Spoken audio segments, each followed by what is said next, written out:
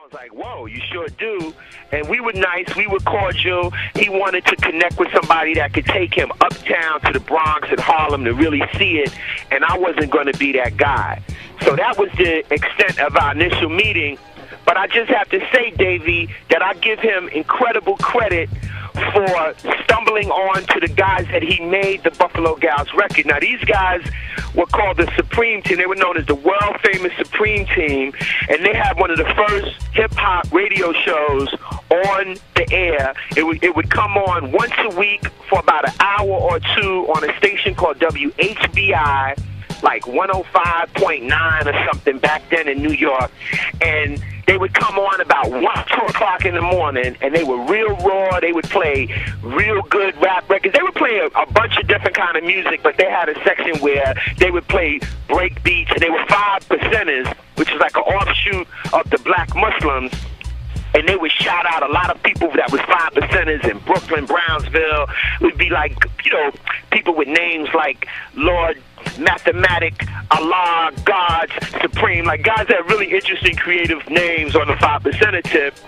Mm-hmm. And Malcolm hooked up with these guys, and then the genius started. Because these guys were not trying to make records, per se. They just had a real cool little radio show, like I said, that came on one night a week. Malcolm took those guys, and what I love about what he did was he captured the actual essence of what they would do on their radio station. You know what I'm saying? Like on their show. Like if you listen to the album, there were other cuts aside from Buffalo Gals that really captured these guys with the raw, naive essence that they brought to their genius radio show. 1121, a female that goes by the name of what? Little She. And Little She, where are you from? East New York. You're from East New York, Brooklyn. And what do you love about the world's famous Supreme Team show? All that scratching is making me itch. All that scratching is making you itch? Well, Little She is making me itch too, I guarantee it. I love it, though. Here's Just a Lot of Superstar. He has something that he wants to most definitely tell you. Little She. Yeah. How long have you been listening to the world's famous? About 6 weeks. 6 weeks? Do you catch the 4 o'clock show as well? You know that. All the shows pick them on late at night. How do you manage to stay up 4 o'clock in the morning? Too much of that snow right. To me, when I sat back, and you know, for those, and hip hop this is over 20 years ago. So when you listen to the development of the music, people have tried a lot of different things. But back at that time, most of the hip hop records that had come out, Sugar Hill was still pretty strong and dominant. Pretty much had bands replaying popular songs and guys rapping over them. They didn't give you that kind of crazy essence, that like, you know, anything goes kind of attitude that really was at the key of hip-hop culture, and many other producers and DJs would figure out how to capture that real essence. And that's the genius of Malcolm, man. I guess somebody that can come in, see what it is, structure it in a way, form it into songs, and still keep some of that integrity there is what Malcolm McLean and Buffalo Gals, once again, music videos, if you go on YouTube, you can search and see the video. Music videos hadn't really happened yet as a big part of the culture. And here Malcolm goes out, gets the Rocksteady crew, gets graffiti guys, and really captures a raw essence of hip-hop. When you look at it, there's Rocksteady and, you know, and there's graffiti, and there's this, you know, kind of crazy thing that was one of the great early music videos, if you will, in terms of representing hip-hop. Well, you know, I appreciate you giving us that history, and that's good to know what he did as well. The overarching theme, you know, which I've always found fascinating, Fat Five Freddy, is the fact that we don't often talk about how those two cultures really mixed. And I think there were different entry points depending on what part of the country you were on.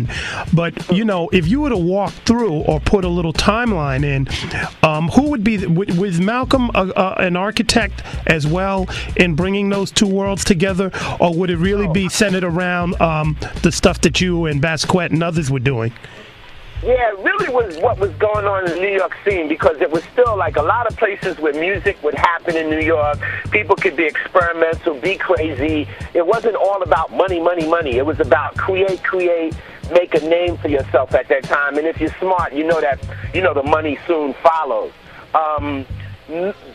what made it happen was collaborations between artists, like me meeting Blondie and sitting down and explaining to them, well, here's what my culture's about. Here's this stuff bubbling in the Bronx, and them going, yo, that's cool. I want to check it out. It was guys in The Clash who would later meet my good friend Futura 2000, and they were heavily inspired by the reggae scene in England, and they saw a similarity in attitude and in culture. Basically, the rebellious nature of it all. You know, like, by any means necessary, we are going to be heard whether you like it or not. And then finding a way to do that, and they were able to understand that and then want to get involved, want to collaborate and do things. I'll tell you another little good story. When The Clash came to New York in the early 80s, they had a series of shows at a club that was in Midtown called Barnes, and it was supposed to be 5 nights.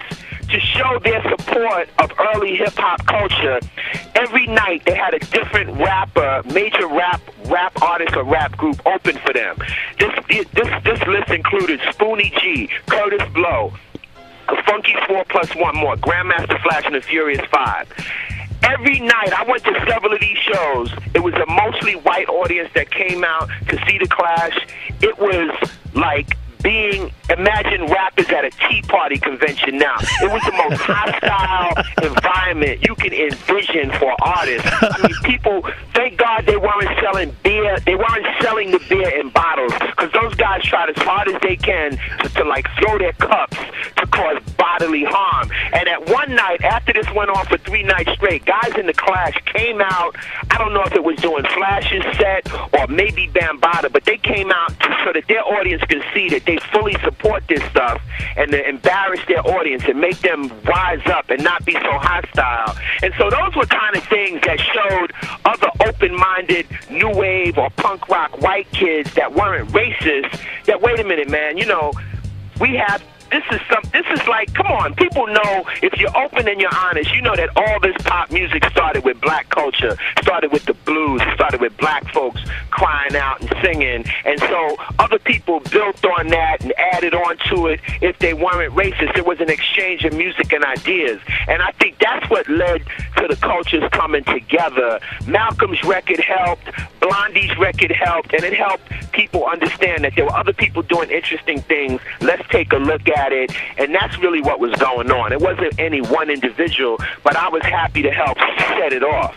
Right, and we should also acknowledge that, you know, you and Bam and others also had to provide safe haven for a lot of those folks, that the white kids that would come, you know, definitely uptown. Bam had to give them safe haven when they came to Bronx River and other places, and as well as you. Exactly. Bambaataa, like, after things began to bubble on the downtown scene in New York, those that were open and cool and not terrified, they would get on that train and go up to Bronx River, especially for the Zulu Nation anniversaries, which would happen up there.